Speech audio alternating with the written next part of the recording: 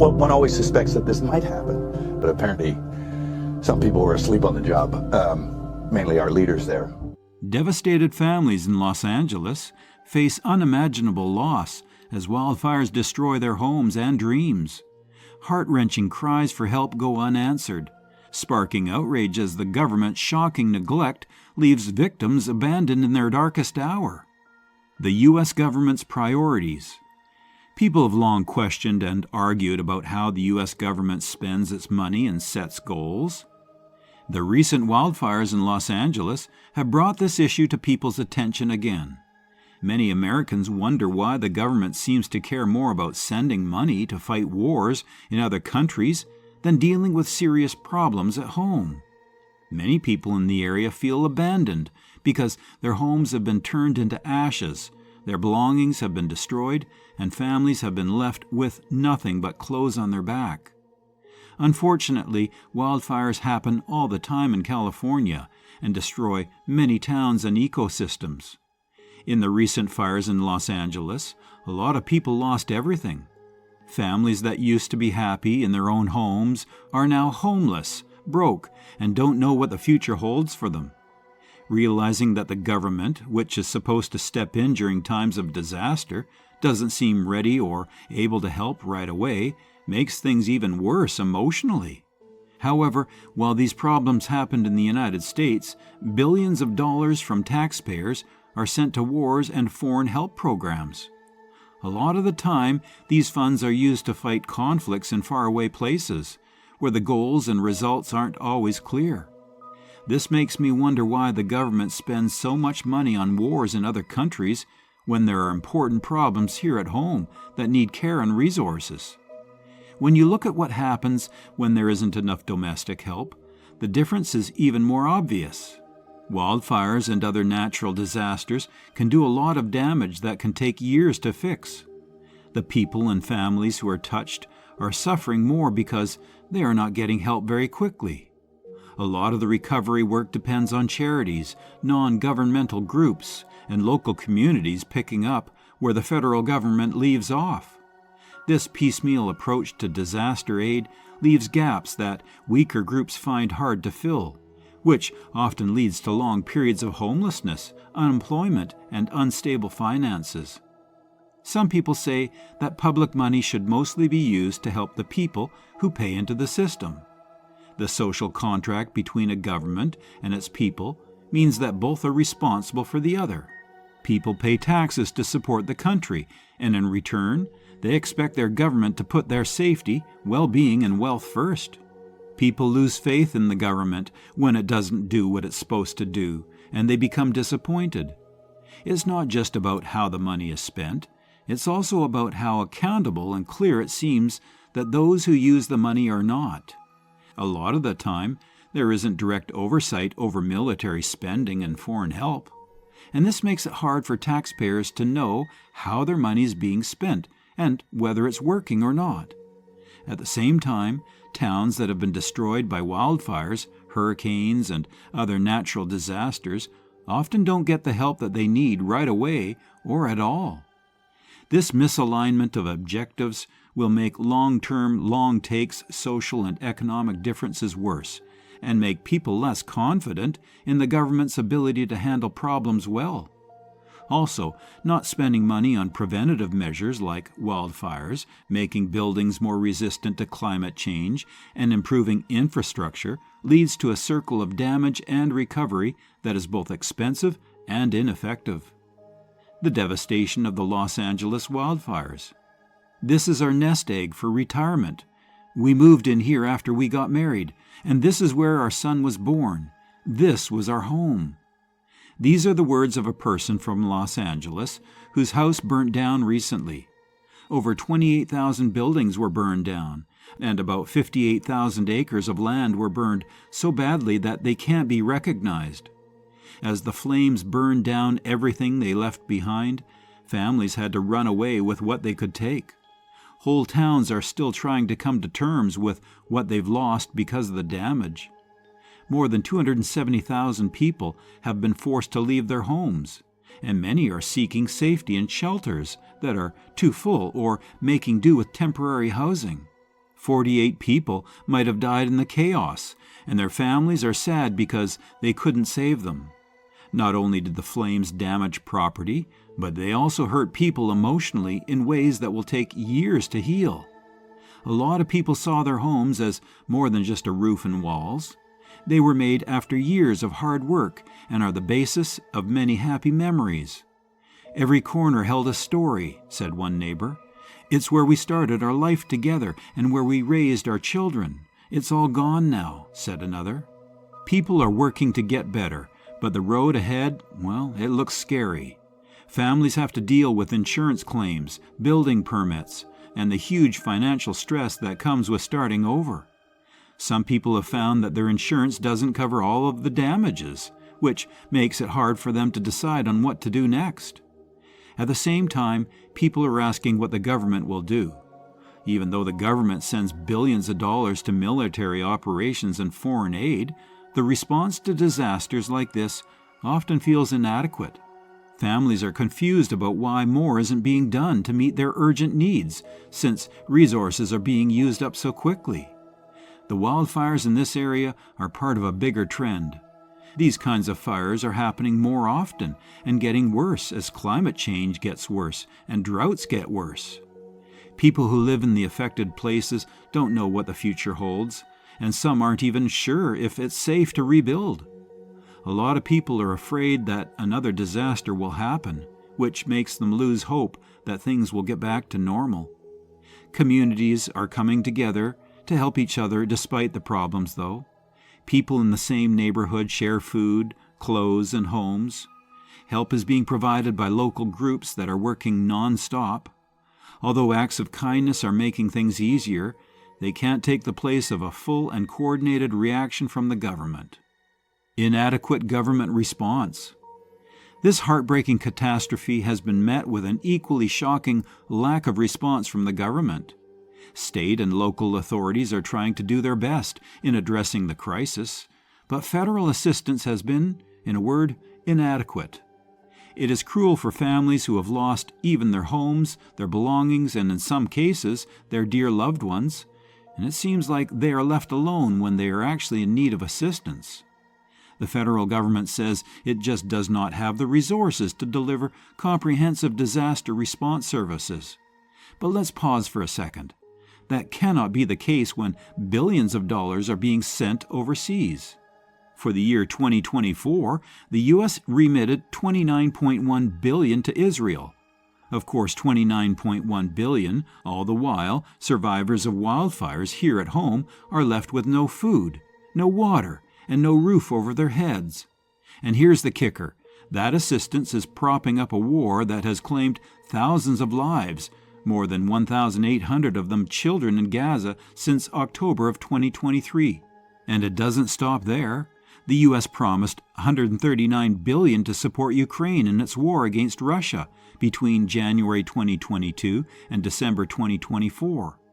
Well, that's money spent halfway around the world. While Los Angeles, families are crowding into overcrowded shelters with their hopes pinned on anyone who can help them start over. It is somewhat difficult to get the impression that the government has its priorities right. The disparity is glaring. Some people ask how they're going to rebuild after the wildfire, and they are told, well, there is no money. At the same time, money is flowing to other countries in the billions. It begs the question, who is the government really serving? This is not only about the absence of financial support, it is more about a complete lack of focus on the lives of the inhabitants of the United States of America. When disaster strikes, the government is supposed to come in, assume the responsibility, and ensure that citizens have all the necessities in life. It is like they are letting the team down, again. Let's look at an example of this scenario in Los Angeles. Many families' houses have been burned to cinders. People have left their homes with only the clothes they were wearing. The death toll has risen to 48, and more than 270,000 people have been forced to flee their homes. Shelters are under huge pressure, funding is scarce, and the homeless have exhausted all the available choices. One survivor described it perfectly. We have no home, no jobs, no future, no family, and now it seems that we are all alone. To these families, it is not just a matter of changing things and objects around the house. To them, their homes were not just structures. They were a product of sweat, tears, and money, and where people lived their lives. That is something that, when lost within a blink of an eye, is very painful. However, what is even more regrettable is the absence of a clear strategy to assist them in rebuilding. It is a problem that insurance claims are taking so long to be processed. Support is either scarce or takes ages to get to you, or it does not meet the required amount. And the rebuilding process? It is a typical case of red tape. Permits and other documents are prepared and submitted at a much faster rate than actual construction can be done. Most survivors feel that they are left stranded and do not know if they can ever get their lives back together again. And let's not forget, this isn't the first time something like this has happened. Climate change has caused natural disasters to occur more often and are becoming more damaging. Wildfires, hurricanes, and floods are not single occurrences. It is a part of a much larger phenomenon that we are shockingly not equipped to deal with, it seems. The government remains focused on foreign conflicts rather than spending on fire prevention, climate change, and emergency response systems. It doesn't have to be this way. The U.S. has the resources to do better, and other countries should follow the example too. It is unimaginable to think that a small portion of the billions spent on wars and international aid could go a long way to helping those affected by the disasters. It could mean improved animal shelters, quicker access to cash aid, and actual commitment to restoring neighborhoods. This is not about arguing that foreign aid is not relevant, but shouldn't there be a balance? Why should those who work and contribute to this country's economic growth expect their government to support them when they are in trouble? Why should those who work and contribute to this country's economic growth not expect their government to support them when they are in trouble? The people of Los Angeles are suffering from the fires and are not begging for a handout. They are begging for an opportunity to start anew. They are demanding the assistance they believed would be provided for them. And right now, that support just isn't there. There is no doubt that the government must do something. This is not the time to give thoughts and prayers or to send a few relief packages. What people require is purposeful, continuous engagement and the appropriate priority given to their requirements. That's why families who lost all their belongings need to know that they're not alone. They have to understand that they are alive. The fires in Los Angeles are a burn mark on the city, but they have exposed a deeper reality about how we handle disasters in this nation. We must all ask ourselves why we are not taking care of ourselves and start to look at things differently. Because if we don't, who will? The dual tragedy. When fire engulfed numerous parts of Los Angeles, people saw their houses and neighbors' houses burning, and thousands of people had to evacuate. For many of them, the tragedy was not over the wildfires. Looting was the next thing that happened, and this compounded the misery that they had already been through. Houses that were not burnt were looted since there were people who capitalized on the confusion and destruction that was caused by the fires. This double tragedy of fire devastation and post-fire criminal activity has raised major issues in terms of the preparedness for and management of disasters. As it is, LA suffers from high crime rates, and almost as soon as the fire started, there was a wave of looting and theft. Local police were overwhelmed when 3,500 cases of looting were reported in the first 2 or 3 days after the unrest. Even with the help of 400 National Guard personnel to support the police, the scale of this problem indicates that measures taken at the moment are insufficient to combat such massive crime during disasters. The effects have left many residents with a feeling of insecurity and feeling of being dumped. To every looting report that is filed, many other cases go unreported or unresolved. They said that police response to the incidents has been overworked and overwhelmed, resulting in slow investigations and almost no chance of recovering stolen items. This inadequacy is a reminder of the larger issue, the government's failure to assert domestic security when calamity strikes. Of course, international security and aid may have tactical benefits, but the difference in financing is quite revealing. The domestic safety and disaster response remain underfunded, and American citizens are on their own during emergencies. The lack of funds to guard residences and commercial premises from such calamities as the LA wildfires has reduced faith in the government's actions. This failure is not limited to financial capital only. The small number of National Guard mobilized and the stressed capacity of local police systems highlight the problem of insufficient preparedness. The lack of forward planning to counter post-disaster crime, along with underinvestment in disaster management facilities, has left people feeling vulnerable and neglected. There is a need for change. Wildfires are on the rise and are more intense because of climate change, but the emergency management systems are still mainly reactive and poorly funded.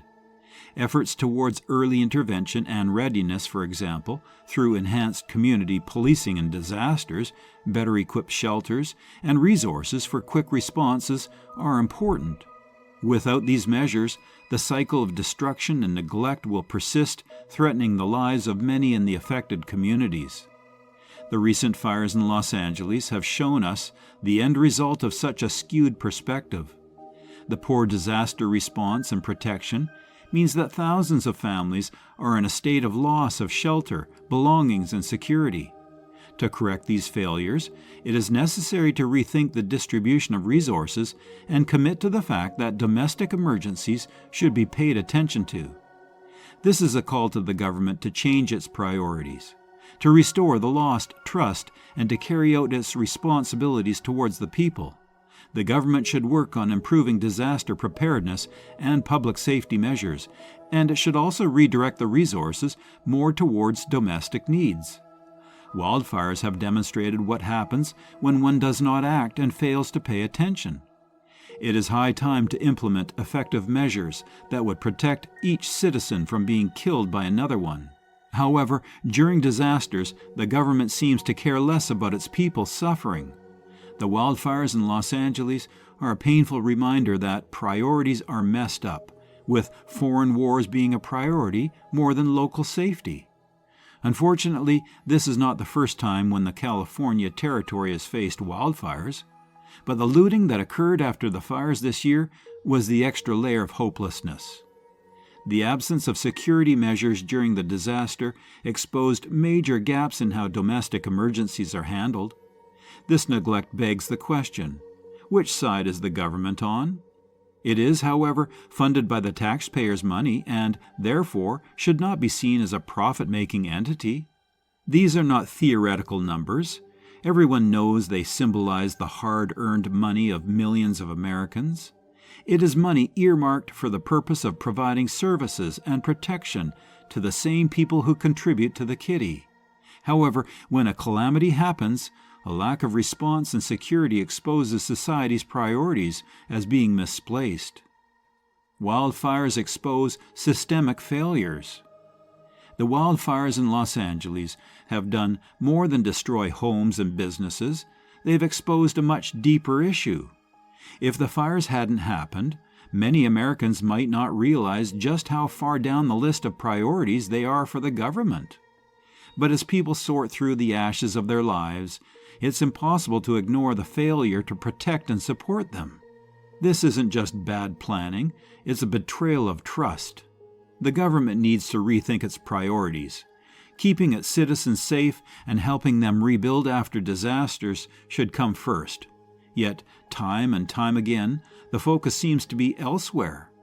The big question is, will the U.S. government continue to pour money into global conflicts while neglecting its people? Or will it realize that true strength starts at home? For people in Los Angeles, the wildfires have pushed already struggling families to the edge.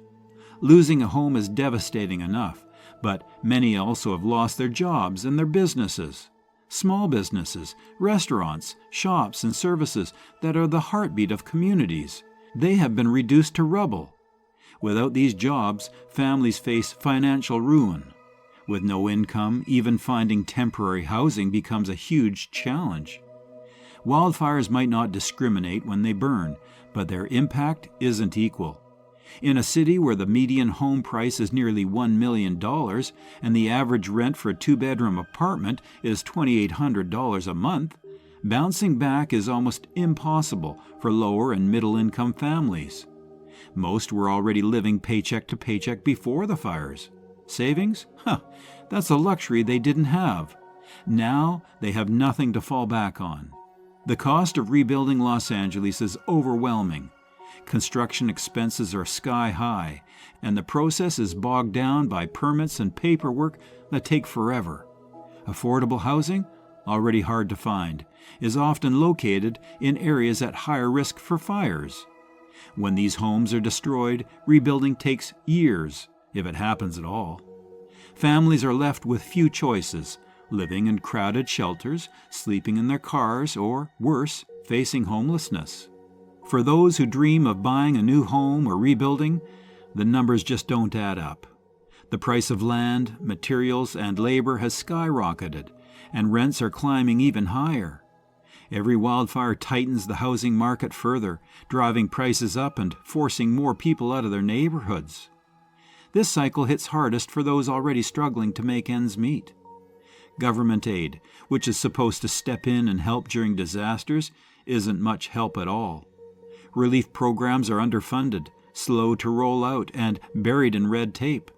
For families on the verge of financial collapse, every delay makes things worse. Instead of feeling like a lifeline, these programs often feel like another hurdle to overcome. The long-term consequences of this neglect are huge. When people can't rebuild, entire communities start to fall apart. Businesses close, schools lose students, and local services shrink. The gap between those who can afford to recover and those who can't get wider, making inequality worse. This doesn't just hurt individuals, it weakens the city as a whole. This is about more than just rebuilding houses. It's about rebuilding lives and making sure people have the support they need to recover. The government has to step up and show that it values the people who live and work in this country. That means investing in affordable housing, making disaster relief easier to access, and putting money into programs that help people prepare for and recover from disasters. The wildfires in Los Angeles are a wake-up call for sure. They show what happens when domestic needs are ignored in favor of global ambitions. It's time for the U.S. government to shift its focus.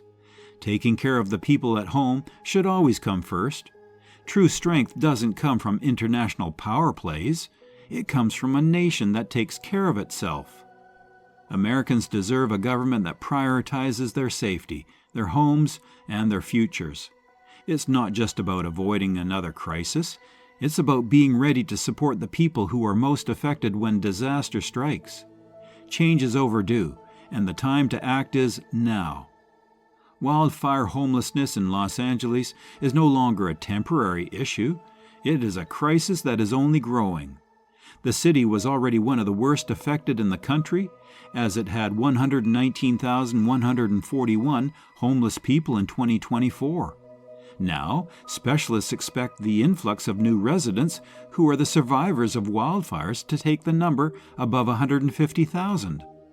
Well, these numbers represent real people, families who have lost their homes, their businesses, and their stability, and a difficult and uncertain future exist. Los Angeles is a city associated with dreams and possibilities, but now it has a rather different problem.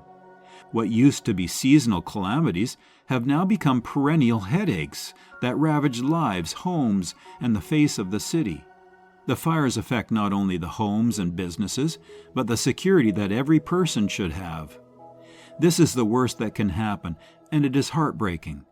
Whole communities have been razed to the ground, and the only thing visible is dust and debris. It is hundreds of thousands of people who have lost their homes, and at the same time, often lost their jobs as well. Independent eateries, stores, and service providers, which make up a majority of the businesses, are the very fabric of communities. The effects of such items when destroyed are enormous. Employees do not receive their wages anymore, children starve, and neighborhoods, well, they become strangers. For many low and middle-income families, recovery is out of the question. Los Angeles is already one of the most unaffordable cities in America for housing, where the median home price is close to $1 million, and a two-bedroom apartment, it costs over $2,800 on the average. Those families that were already struggling to make ends meet before the fires have been left with no support at all. If they ever existed, savings are now gone, along with many other things. It seems like an impossible dream to try to rebuild a life in such an expensive city. The housing market further makes recovery even harder. Building expenses are extremely expensive, and the construction process is long and complicated by permits and red tape. Low-income housing, which is already hard to come by, is typically situated in regions that are most vulnerable to wildfires. When such homes are razed, it may take several years or none at all to rebuild them. Families displaced by the fires are left with few options: living in overcrowded shelters, living in cars, or being prepared to face the prospect of homelessness. For those planning to reconstruct, even the prospects are daunting. The price of the land, construction materials, and labor have gone up through the roof, making it even more difficult for first-time homeowners to afford a house. On the other hand, rents continue to soar, putting families to the extreme effort of just surviving. Every wildfire deepens the housing emergency, displacing people from their communities and increasing social exclusion even more. Sadly, government support, which one is supposed to turn to during such situations, is often inadequate. Relief programs are underfunded, lack coordination, and are shrouded with bureaucratic procedures. To these families, such delays can be the only thing standing between them and the ability to find a place to live, or being homeless. Instead of having the impression that help is coming, many survivors feel abandoned by their fate. This raises a critical question. Why should a government be so ill-prepared to deal with calamities such as this one? It appears to be more about financing wars in other countries and global projects when the citizens at home are suffering. Tens of billions are being spent abroad, and the families of Los Angeles cannot receive the most elementary assistance to help them heal. This is a serious issue of concern because there is little investment in disaster preparedness and housing solutions. However, the problems are there, and at the same time, there is a chance for a positive shift. Los Angeles can rebuild smarter, and the city can be more fire-resistant, and the people, they can be better protected. This begins with supporting measures like controlled burning, better forest management, and fire-resistant structures. Prescribed burning helps to remove dry fuels that contribute to fires, and better management of forests helps to prevent the fire from spreading. The other important step is to construct fire-resistant structures. People should ensure that the materials used in the construction of homes, business premises, and public spaces are heat and flame resistant. Upgrading the codes of construction and redesigning the existing structures in vulnerable regions can assist in preventing neighborhood fires in the future. Another element that must be focused on is affordable housing. People require sound, secure, and easily reachable areas for living, regardless of escalating prices. Families require prompt and improved response systems so they can access the help they need during emergencies. Local communities must get involved, raising awareness of residents on how to prevent fires, how to act in case of fire, and how to minimize fire hazards, and that can go a long way. The recent fires in Los Angeles are a good reminder of how much these changes are needed. They demonstrated how defenseless the city is and how strong the people of the city are. The people of Los Angeles have been challenged repeatedly, and although the rebuilding process is slow and requires a lot of work, it can be done. However, with the proper investments and the search for lasting solutions, Los Angeles can rise from these ashes and become a better city. The time to act is now.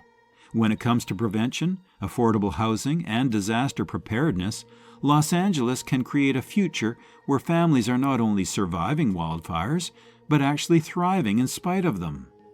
Thanks for watching. If you want to stay informed about important stories like this, don't forget to like, subscribe, and hit that notification bell. Together, we can raise awareness and support those in need. See you next time.